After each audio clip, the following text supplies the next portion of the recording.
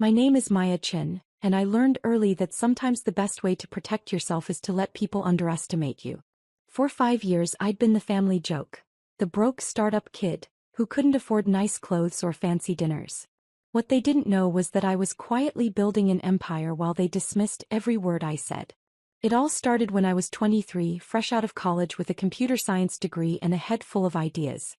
My older sister, Rebecca, had just launched Anderson Tech, a promising software company focused on enterprise solutions. She was 30 then, charismatic, connected, and absolutely convinced she was destined for greatness. Our parents worshipped her. Dad would spend entire dinners talking about Rebecca's latest client acquisition or her appearance at tech conferences. Mom kept a scrapbook of every article mentioning Anderson Tech. Meanwhile, I was working 16-hour days in a cramped apartment, building what would eventually become Cascade AI, a machine learning platform that would revolutionize data analytics for mid-sized businesses. Maya's still doing her little hobby, Mom would say, her voice dripping with concern that barely masked disappointment. When are you going to get a real job, honey?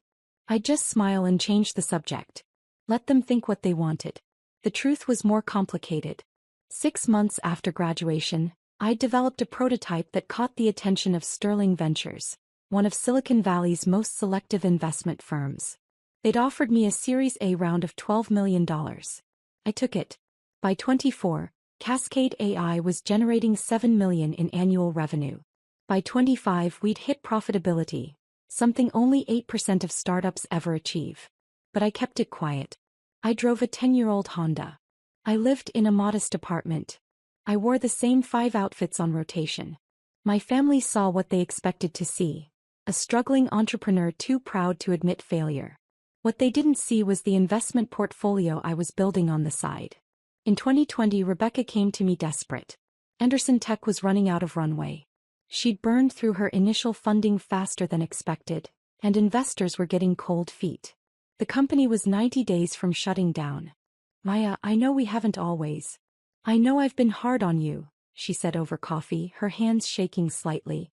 But I need help. I need capital and I need it fast. I could have said no.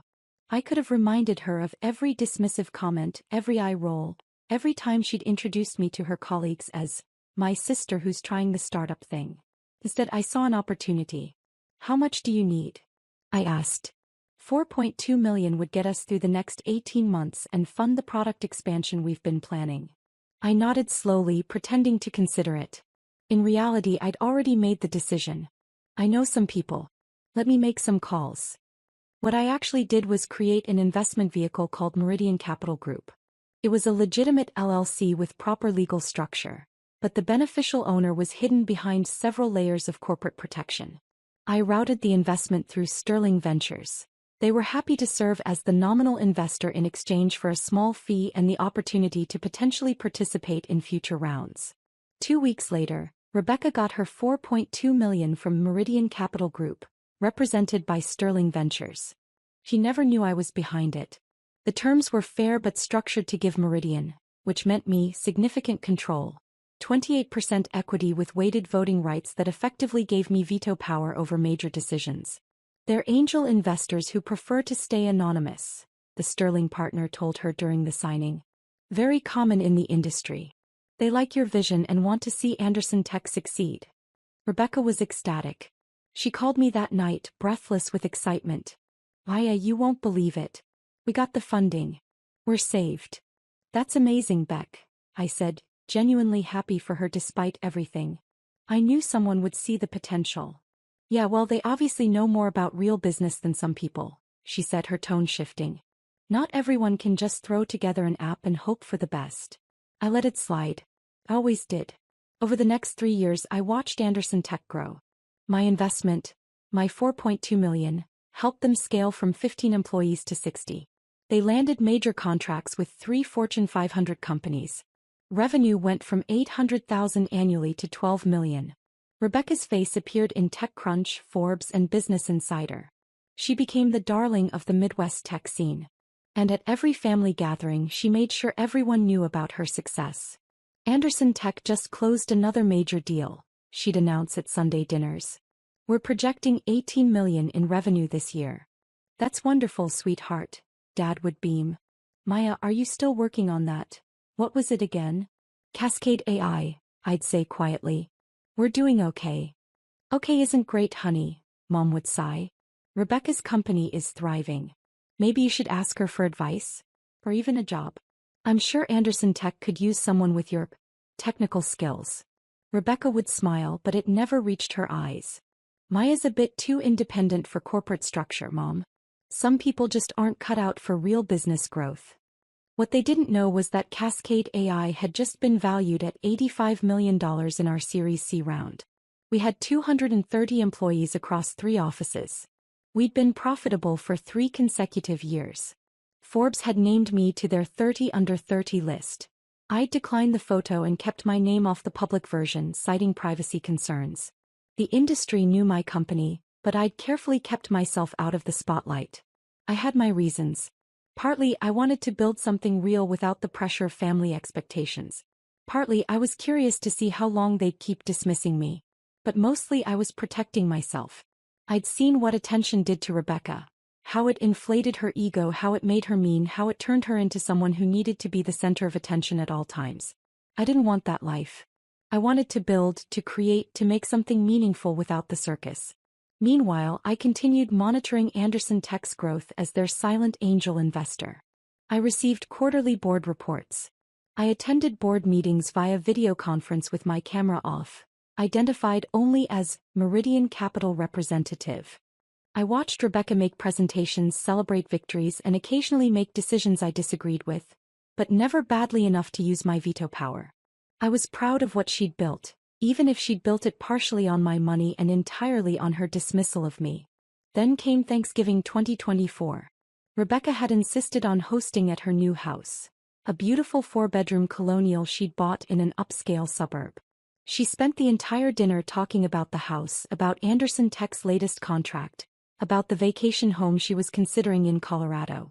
Real estate is the key to building lasting wealth, she announced, gesturing with her wine glass. That's what separates people who play at business from people who build empires. I was sitting at the far end of the table, Rebecca's seating arrangement not coincidentally, picking at my sweet potatoes and trying to be invisible. Maya, are you still in that tiny apartment downtown? Aunt Linda asked, her concern sounding almost genuine. Yeah, it works for me, I said. Close to the office, affordable. Affordable, Rebecca interrupted with a laugh.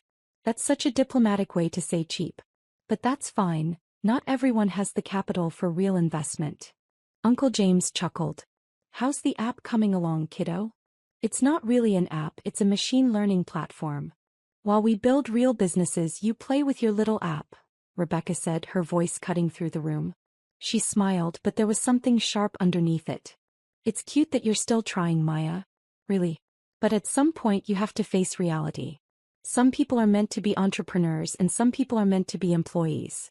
The table went quiet for a moment, then Dad laughed. That uncomfortable laugh that meant he agreed but didn't want to say it out loud. Mom nodded sympathetically. My cousins looked at their plates. Everyone was complicit in the dismissal. Everyone always was. I mean, it's been what, 5 years? Rebecca continued, warming to her theme. How much have you made? Anything? Or are you still just burning through your savings pretending you're building something? I set down my fork carefully. My phone was on my lap, under the table where no one could see. I felt that familiar sensation, the one I always got when Rebecca went too far. It was time. I'm doing fine, I said quietly. Fine isn't thriving, sweetheart, Rebecca said, using the same condescending tone Mom always did. Fine is what you say when you're too embarrassed to admit you're failing. Look, there's no shame in it. Not everyone can handle the pressure of real business. You're smart, you're technical. Maybe it's time to accept that your skills would be better used supporting someone else's vision. Like I said, Anderson Tech is always looking for good developers. That's actually a great idea, Dad jumped in. Maya, maybe Rebecca could bring you on board. Give you some stability, some real income. I appreciate the offer, I said, pulling out my phone, but I'm good. I opened my secure messaging app and typed quickly to my investment manager, David Torres at Sterling Ventures. Withdraw all funding from Anderson Tech, execute immediately. Authorization code, CHIN 2024 Theta 7. I hit send. Rebecca was still talking something about health insurance and retirement benefits, but I wasn't listening. I was watching my phone waiting for the confirmation. It came 10 seconds later. Confirmed. Withdrawal initiated. Board notification sent. Legal team standing by. Rebecca's phone buzzed. She glanced at it, frowned, and kept talking. So what do you say, Maya? Want to finally join a real company? Her phone rang. She looked annoyed, checked the screen, and her face changed. It's Gregory, she said, referring to her CEO. I should take it, Mom encouraged. Business always comes first. Rebecca answered, her confident smile still in place. Hey Gregory, can this wait? I'm at thanks. She stopped. Her smile faltered. What? Slow down, what are you talking about?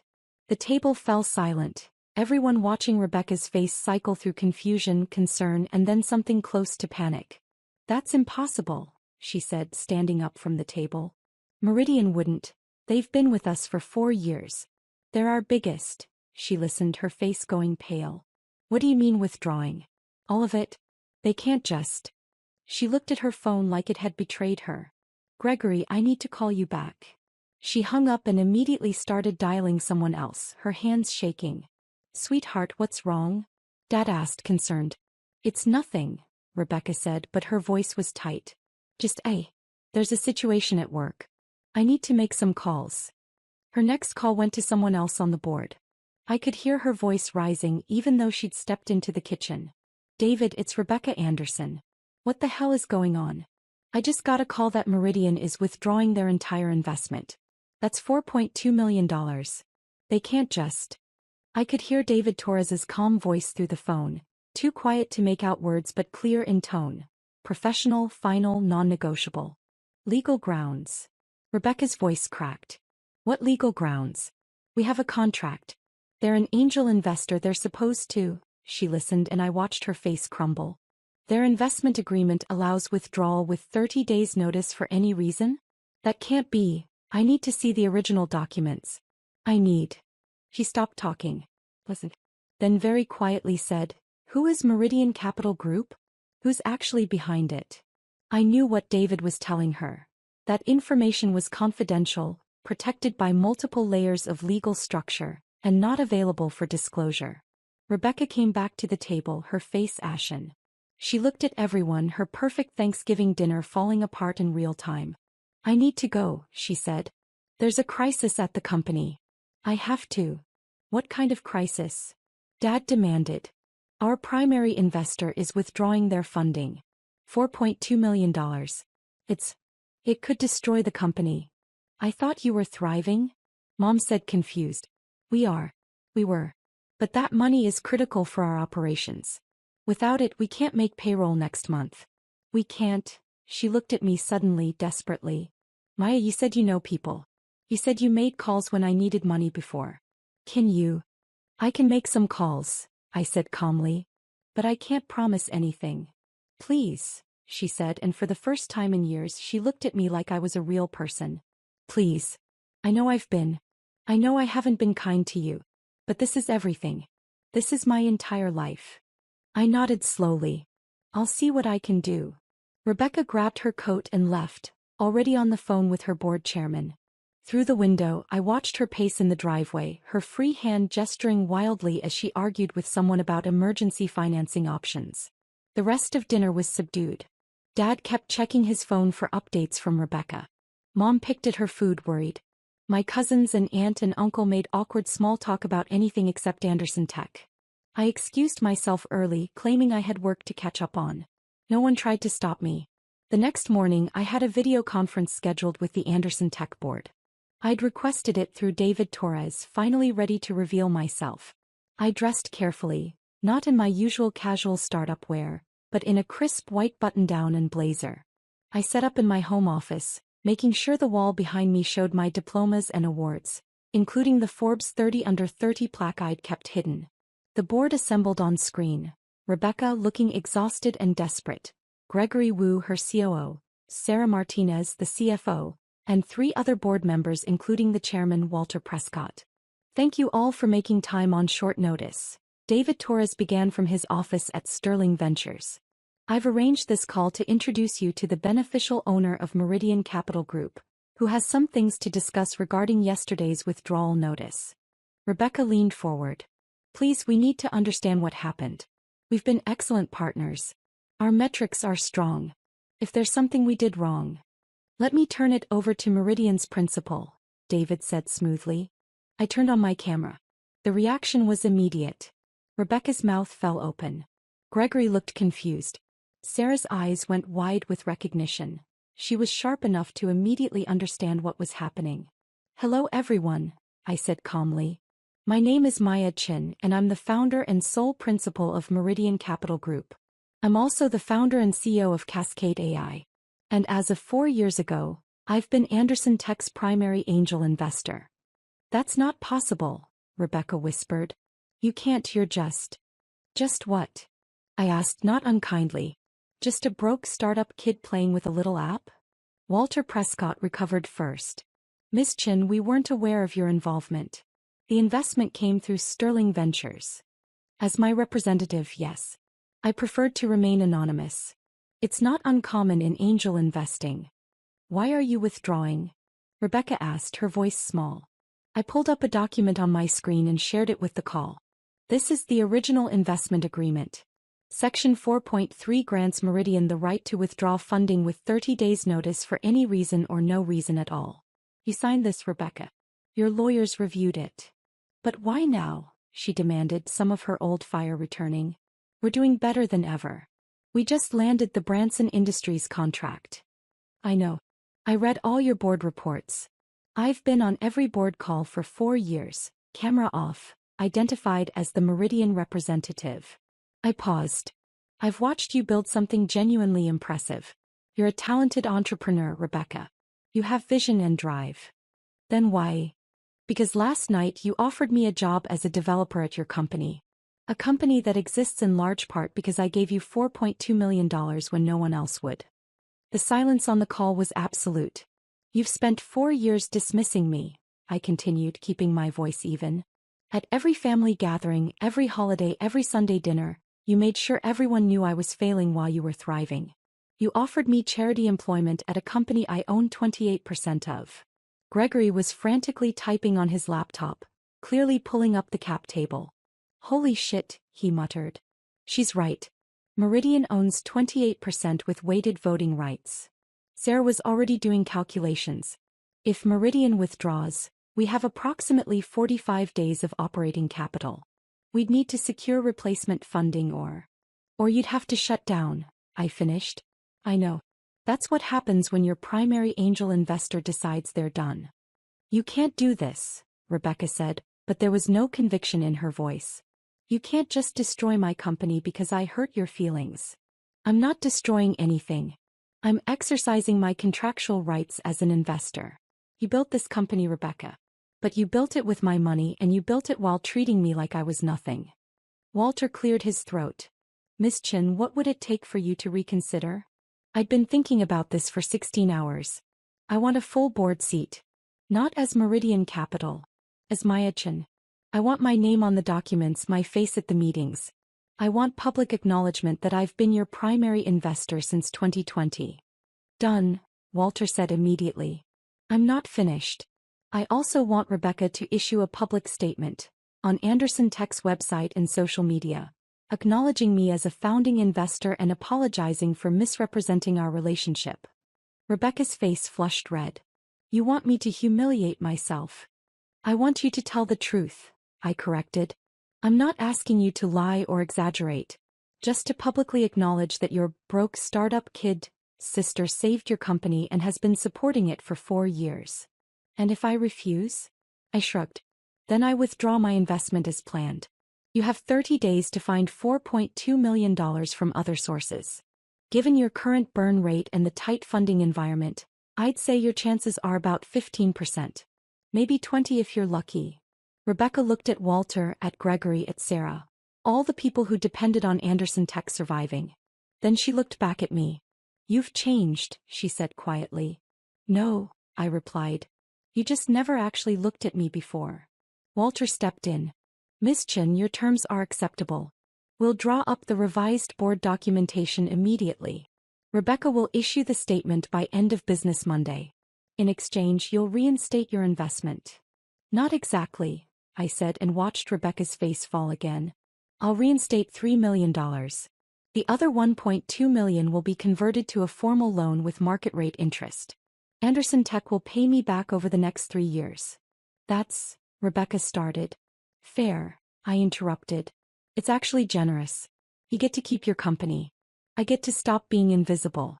And you learn that dismissing people has consequences. Sarah was already nodding, running numbers. The loan structure is workable. It'll affect our cash flow but won't cripple us. Then we have a deal, Walter said.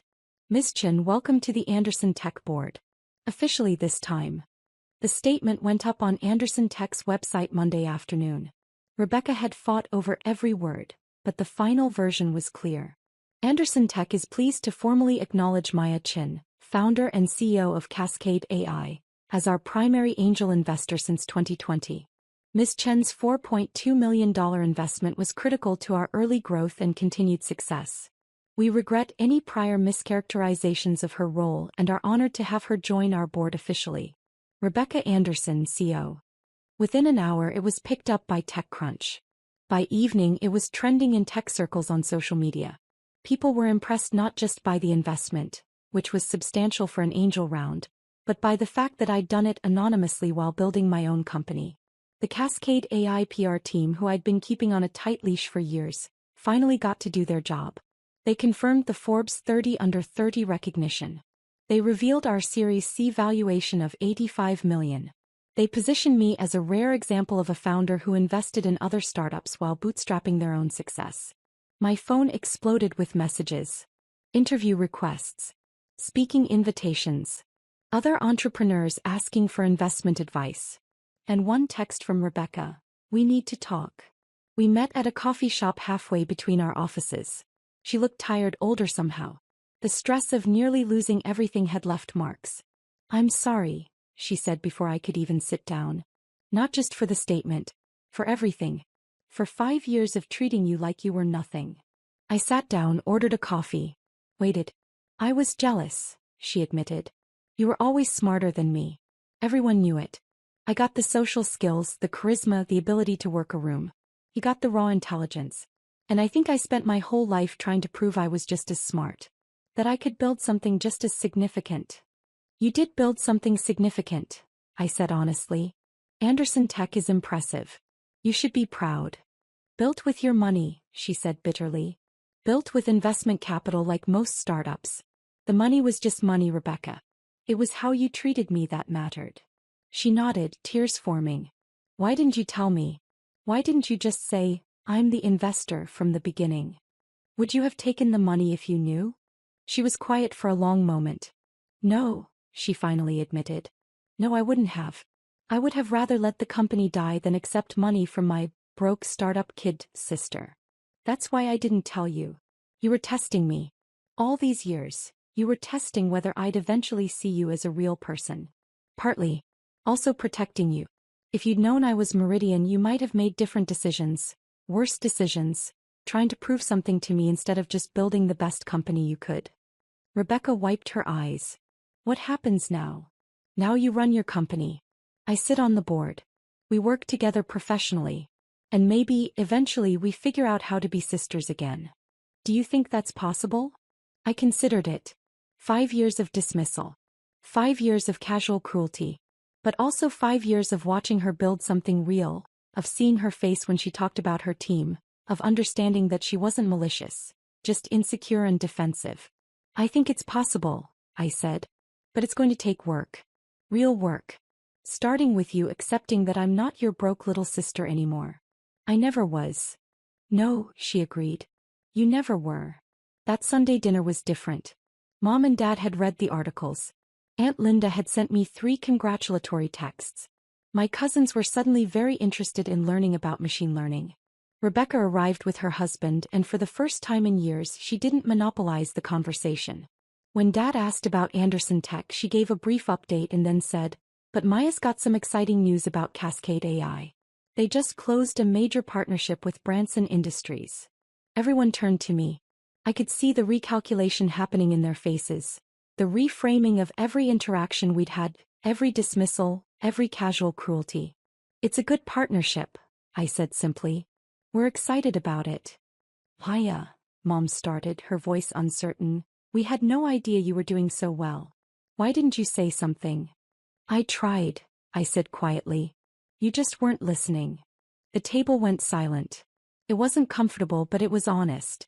Well, Dad said finally, clearing his throat, we're listening now. Rebecca looked at me across the table. There was something different in her eyes. Respect, maybe, or the beginning of it. We all are, she said. It wasn't an apology.